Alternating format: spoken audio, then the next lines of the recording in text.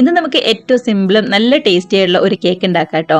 ഓവനോ ബീറ്ററോ മൈദയോ മുട്ടയോ ഒന്നും തന്നെ ചേർക്കാതെ ഇതുപോലെ ചീനച്ചട്ടിയിൽ വളരെ എളുപ്പത്തിൽ നമുക്ക് ചെയ്തെടുക്കാവുന്നതേ ഉള്ളൂ. അപ്പൊ മിസ് ചെയ്യാതെ എല്ലാവരും ട്രൈ ചെയ്ത് നോക്കുക. സ്കൂളൊക്കെ വിട്ട് വരുന്ന നമ്മുടെ കുട്ടീസിന് ഉറപ്പായിട്ടും ഇഷ്ടാവും കേട്ടോ. ഇതുപോലെ ഒരു കേക്ക് ഉണ്ടാക്കി കൊടുത്തു കഴിഞ്ഞാൽ കമന്റ്സ് ഒക്കെ ആണെന്നുണ്ടെങ്കിലും മറക്കാതെ അറിയിക്കണേ. കണ്ടു നോക്കിയാലോ എങ്ങനെ നമ്മൾ റെസിപ്പി ചെയ്തെടുക്കുന്നതെന്ന്.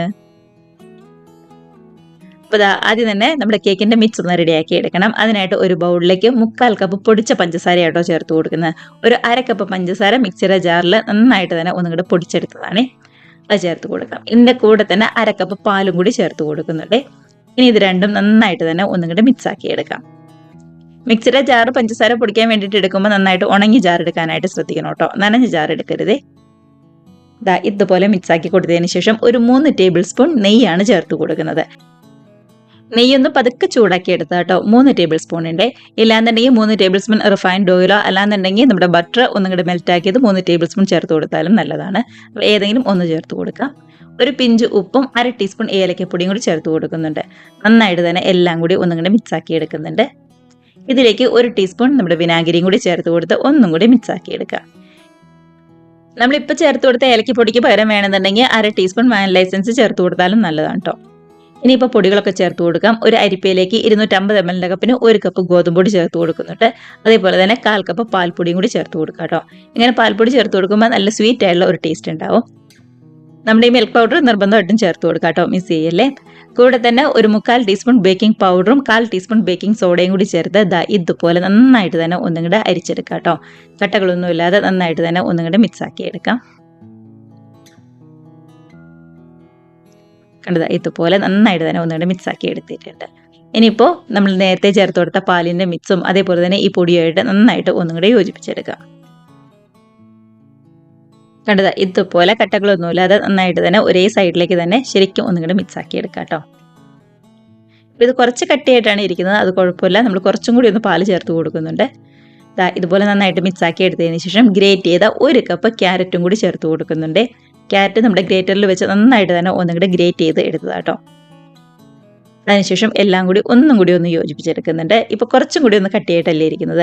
ഇനി ഇതിലേക്ക് ആവശ്യത്തിന് പാല് ചേർത്ത് കൊടുക്കാം. നമ്മൾ ആദ്യമേ ഒരു 1/2 കപ്പ് പാല് മാത്രമേ ചേർത്തുണ്ടായിരുന്നുള്ളൂ. ഈ സമയത്ത് ഒരു 3-4 ടേബിൾ സ്പൂൺ പാലും കൂടി ഞാൻ ഇതേപോലെ ചേർത്ത് കൊടുക്കുന്നുണ്ട്. അതിനുശേഷം ഒന്നും കൂടി ഒന്ന് മിക്സ് ആക്കി എടുക്കാം. അപ്പോൾ നമ്മളിപ്പോൾ പാല് ചേർക്കുമ്പോൾ കുറച്ചായിട്ട് ഒന്ന് നോക്കിയിട്ട് മാത്രം ചേർത്താൽ മതി. ഞാനിവിടെ ഒരു 4 ടേബിൾ സ്പൂൺ പാലാട്ടോ ചേർത്തത്. അതിനുശേഷം ഈ ഒരു രീതിയിൽ നന്നായിട്ട് ഒന്നുകൂടെ മിക്സ് ആക്കി എടുക്കുന്നുണ്ട്. കണ്ടോ, ഇതിപ്പോൾ ഒരുപാട് കട്ടി കൂടുതലുമില്ല, എന്നാൽ തീരെ അങ്ങോട്ട് കട്ടി കുറഞ്ഞ് നല്ല ലൂസായും പോയിട്ടില്ല. പാകത്തിനായിട്ടാണ് നമുക്ക് കിട്ടിയിരിക്കുന്നത്.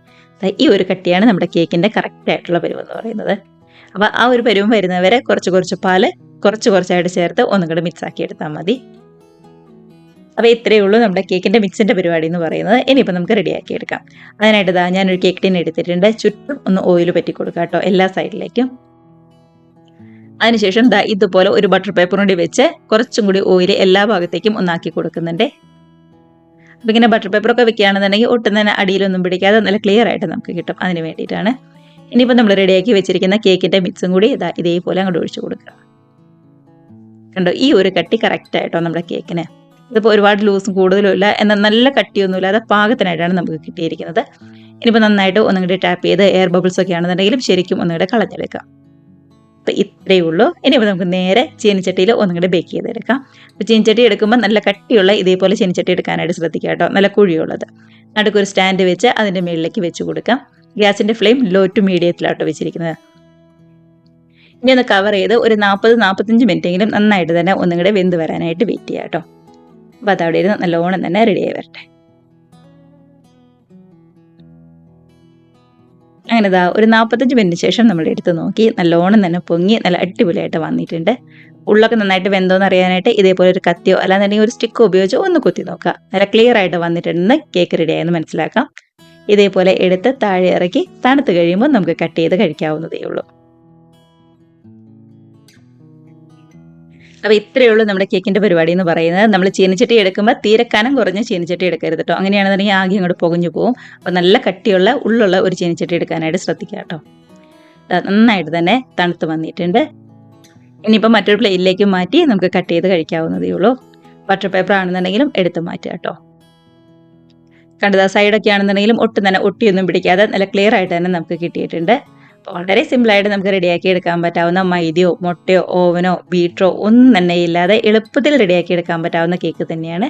മിസ് ചെയ്യാതെ എല്ലാവരും ട്രൈ ചെയ്ത് നോക്കാം കേട്ടോ.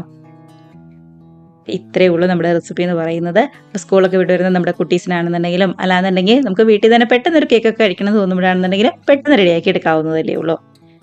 ക്യാരറ്റും ഗോതമ്പൊടിയും ഒക്കെ ഉപയോഗിച്ചുകൊണ്ട് ഏറ്റവും ഹെൽത്തി ആയിട്ടുള്ള റെസിപ്പി തന്നെയാണ്. ട്രൈ ചെയ്ത് നോക്കി കമൻസ് ഒക്കെ ആണെന്നുണ്ടെങ്കിലും മറക്കാതെ അറിയിക്കണേ. കണ്ടതാ ഉള്ളൊക്കെ ആണെന്നുണ്ടെങ്കിലും നന്നായിട്ട് വെന്ത് നല്ല പഞ്ഞി പഞ്ഞി പോലെ സോഫ്റ്റ് ആയിട്ടുള്ള കേക്ക് തന്നെയാണ്. നല്ലൊരു ചൂട് ചായയുടെ കൂടെ എല്ലാവരും ഹാപ്പി ആയിട്ടിരുന്ന് കഴിക്കാം. നമുക്കപ്പോൾ ഇതേപോലുള്ള പുത്തി നല്ല അടിപൊളി വീഡിയോസും റെസിപ്പീസും ഒക്കെ ആയിട്ട് വീണ്ടും കാണാം. അതുവരെ എല്ലാവർക്കും ബൈ.